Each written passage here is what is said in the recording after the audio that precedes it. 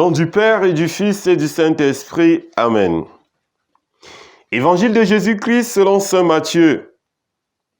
En ce temps-là, Jésus disait à ses disciples, « Lorsque vous priez, ne rabâchez pas comme les païens. Ils s'imaginent qu'à force de paroles, ils seront exaucés. Ne les imitez donc pas, car votre Père sait de quoi vous avez besoin, avant même que vous l'ayez demandé. Vous donc, priez ainsi. Notre Père qui es aux cieux, que ton nom soit sanctifié, que ton règne vienne, que ta volonté soit faite sur la terre comme au ciel. Donne-nous aujourd'hui notre pain de ce jour.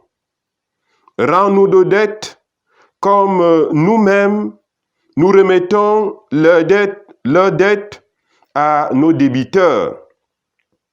Et ne nous laisse pas entrer en tentation, mais délivre-nous du mal. Car si vous pardonnez aux hommes leurs fautes, votre Père céleste vous pardonnera aussi. Mais si vous ne pardonnez pas aux hommes, votre Père non plus ne pardonnera pas vos fautes. Acclamons la parole de Dieu. Louange à toi, Seigneur Jésus.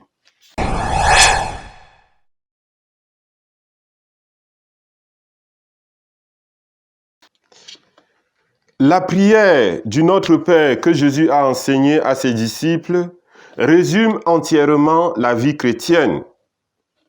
Saint Augustin affirme que cette prière est si parfaite qu'elle résume en peu de mots tout ce que l'homme a besoin de demander à Dieu.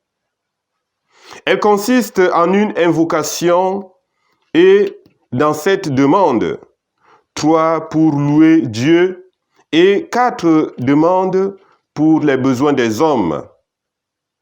Avec le Notre Père, Jésus nous apprend à vivre comme des enfants. Ai-je vraiment conscience d'être un fils? Dans le commentaire que saint Cyprien fait sur le Notre Père, il nous dit que nous devons nous souvenir et savoir que lorsque nous appelons Dieu Père, nous devons agir comme des enfants pour lui plaire, comme cela nous plaît de l'avoir comme Père.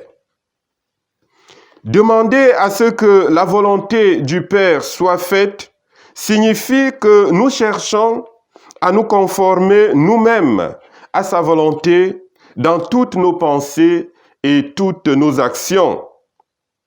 C'est uniquement de cette façon que nous pouvons découvrir le vrai bonheur en vivant le dessein pour lequel Dieu nous a créés de toute éternité.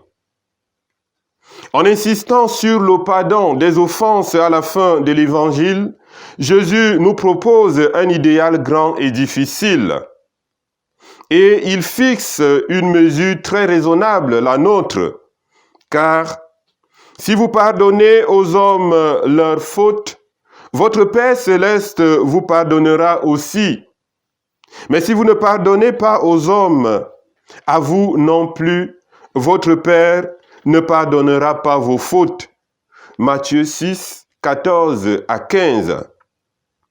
Ailleurs, il indique la règle d'or de la solidarité humaine.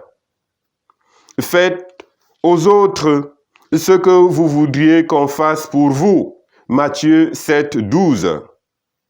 Que le Seigneur nous enseigne à prier comme il l'a fait pour ses disciples.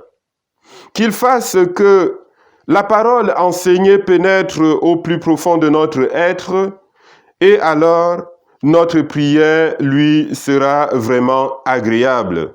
Amen.